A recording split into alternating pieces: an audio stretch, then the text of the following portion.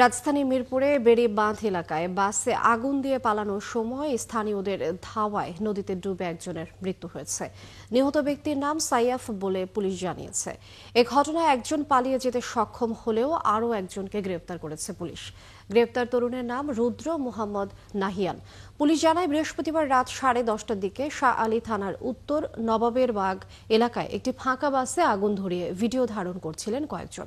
স্থানীয়রা বিষয়টি দেখতে পেয়ে ধাওয়া করলে একজন পাশের তুরাগ নদীতে লাফ দেয়। পরে মুমূর্ষু অবস্থায় তাকে উদ্ধার করে শহীদ সোহরাওয়ার্দী মেডিকেল কলেজ হাসপাতালে নিয়ে গেলে সেখান থেকে চিকিৎসক তাকে মৃত ঘোষণা করে। ধাওয়ায় আটক নাহিয়ানকে শাহ আলী থানা পুলিশের কাছে হস্তান্তর করেছে এলাকাবাসী। পলাতক অপর একজনকে ধরতে অভিযান অব্যাহত রয়েছে বলে পুলিশ জানিয়েছে।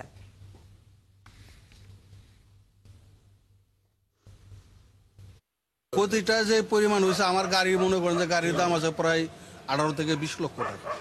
গাড়িটার বডি আমরা আগামী 6 মাস, গত 6 মাস আগে এটার করছি, মেরামত করছি। এইটার জন্য আসলে আইন আছে, আইন যেটা সিদ্ধান্ত নেবে সেটাই তো করতে হবে, কারণ এছাড়া তারা আমাদের কোনো কিছু আসলে। আপনারা কোনো আইনি পদক্ষেপ নিয়েছেন কি? এখন আমরা মামলা করছি। তাদের চেহারাটা আমি চিনি না সঠিক, তাদেরকে আমি চিনি না।